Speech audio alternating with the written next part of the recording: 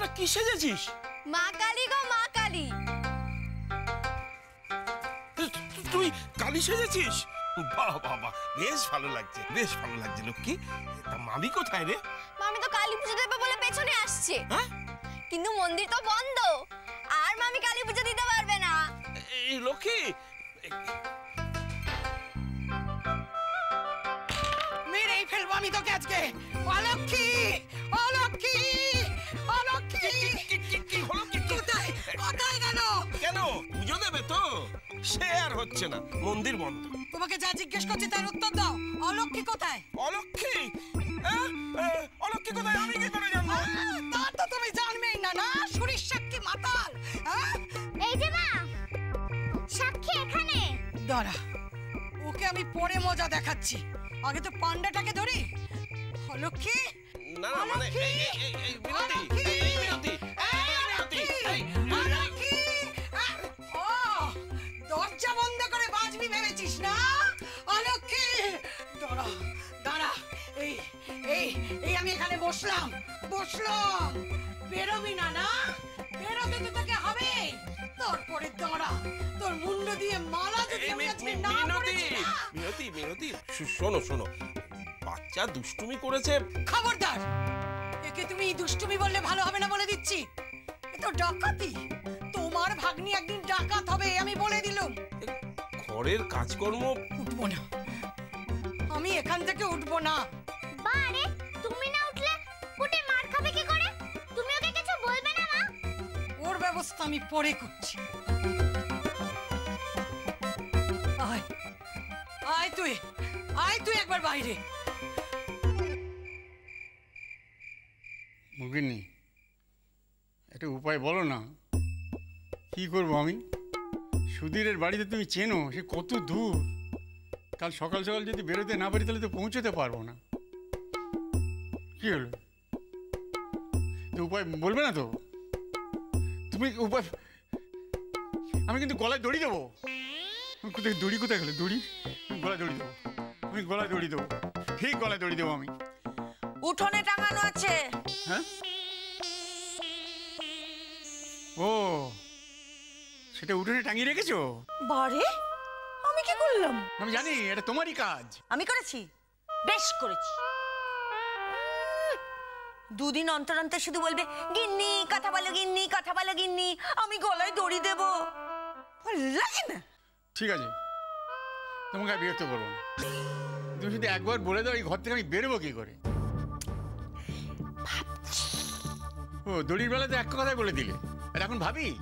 আরে দড়ি উঠোনে টাঙানো, ওটা অতীত, ওটা দেখতে সময় লাগে না, কিন্তু ভবিষ্যৎ দেখতে একটু সময় লাগে। কত সময় লাগবে?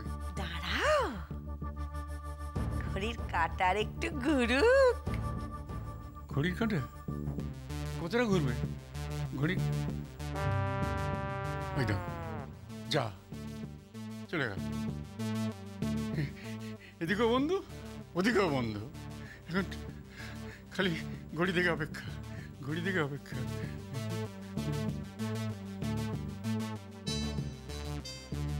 না না না না না, এইভাবে কিছুতেই ছেড়ে দেওয়া যাবে না। তুমি বলো, রাধাটার এখনো বিয়ে হয়নি, এই সময় গয়নাগুলো বাইরের লোকের হাতে যদি চলে যায়? না না না, চলে যায়? অলক্ষণের কথা বলো না। বাইরের লোকের হাতে চলে যাবে কি? আমি দিলে তবে যাবে, আমি যেতে দেবো না। আরে দূর বাবা, যেতে দেবো না। কিভাবে আটকাবে তাই ভাবো। সে কি না ভেবে বসে আছি মনে করো? সব ভাবা আছে আমার, সব ভাবা আছে। আমি করবো, আমি বাবাকে চোখে চোখে রাখবো, চোখে চোখে রাখবো, যাতে এক মুহূর্ত আমার চোখ থেকে না সরে যায়। আমি ঠিক করে ফেলেছি একদম। আমি কোথাও নড়তে দেবো না বাবাকে, একদম। দরকার হলে আমি করবো, আমি না ঘুমিয়ে রাত জেগে পাহারা দেবো। হ্যাঁ, তাই করো মিনি, তাই করো। দেখো, এতগুলো গয়না, বাবা যদি গয়নাগুলো নিয়ে পালিয়ে যায়? ওই রকম বুক দাবার কথা বলো না তো, দেখুন আমার হার্ট অ্যাটাক করবে। বাবা যদি গয়না নিয়ে পালিয়ে যায়, পালাতে দিলে তো? না না না না, আমি রাত জেগে পাহারা দেবো, একদম একেবারে। আমি কিন্তু একটাই কথা ভাবছিলাম যে ওই অনেকদিন যাত্রা করিনি তো, রাত জেগের অভ্যেসটা নেই। যদি টুক করে সময় বুঝে নিদ্রা দেবী ঝপাং করে আমার চোখের উপর ঝাঁপিয়ে পড়ে, আমার ঘুমটা এসে যায়, তাহলে একদম অলক্ষণে কথা বলবে না। আমিও তোমার সঙ্গে রাত জাগবো মেনি। ওমা তাই? তাহলে তো ঘুম আমাকে ছোঁয়ার কথা ভাবতেই পারবে না। কিন্তু যেভাবেই হোক কোনো আমি ছাড়বো না। মাখনকে কি তুমি আটকাতে পেরেছিলে? পারোনি, সেই তো বিয়ে করে ছাড়লো। পারবে না, পারবে না, বাবাকেও আটকাতে পারবে না। আরে এভাবে কি কাউকে আটকানো যায়? আরে দূর বাবা, তোমাকে নিয়ে না পারা যায় না। আচ্ছা, আমি কি তোমার বাবাকে আটকেছি?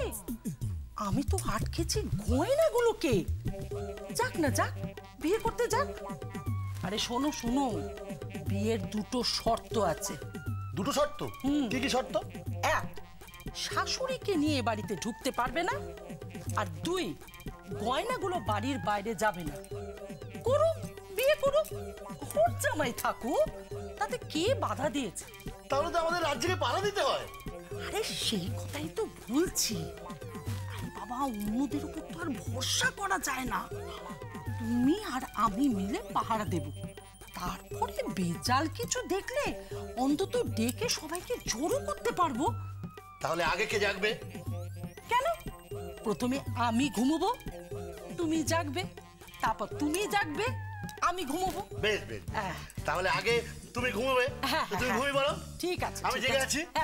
তারপরে হ্যাঁ ঘুমিয়ে পড়ো। আমি তারপরে আমি আবার জাগবো, তুমি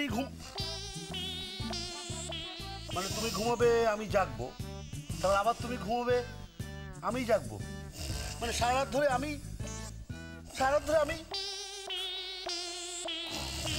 জেগে বসে থাকবো। তোমার বাবাকে পাহারা দেওয়ার জন্য আমি আছি, আর আমার মাকে পাহারা দিয়ে তুমি নিয়ে এসো যাও। তোমার মাকে তাও আর পাহারা দিয়ে? তুমি কি গোপা? দারোয়ান পাহারা দেয়, দারোয়ানকে পাহারা দেবার দরকার হয়। মানে মানে তোমার মা তো একাই 100। তাহলে কি দাঁড়ালো? কাল তুমি যাচ্ছ না যাচ্ছ না, এক কথায় উত্তর দাও। এক কথায়? এক কথায়। না মানে এত কঠিন একটা প্রশ্নের উত্তর এক কথায়? বুঝেছি। বুঝেছো? হ্যাঁ। জিজ্ঞেস করলে জবাব দিতে পারবে? পারবো। দাঁড়িয়ে বলো। দাঁড়িয়েই তো আছি। ও তাই তো, বলো কি বুঝেছো? বুঝেছি তুমি না যাওয়ার তাল করছো। বাহ, 100 একবার ঠিক বুঝেছো, গুড গার্ল। না শোনো না, যাবো ওই সকালটা হোক তারপর যাবো। ভুল হবে না? তাহলে খেতে দিচ্ছি, অ্যালার্ম দিয়ে ঘুমিয়ে পড়ো, ঠিক আছে?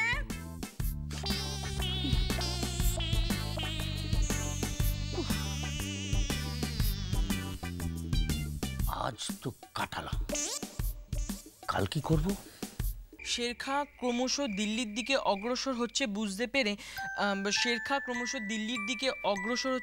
পেরে হুমায়ুন বাংলা ছেড়ে আগ্রার পথে অগ্রসর হন। হুমায়ুন বাংলা ছেড়ে আগ্রার পথে অগ্রসর হন। প্রতিমধ্যে বক্সারের কাছে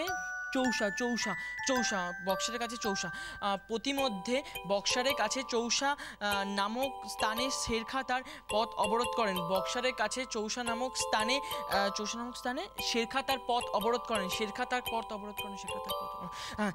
দুজনের মধ্যে প্রবল যুদ্ধ হয়। শেষ পর্যন্ত মুঘল বাহিনী সংসার সুখের হয়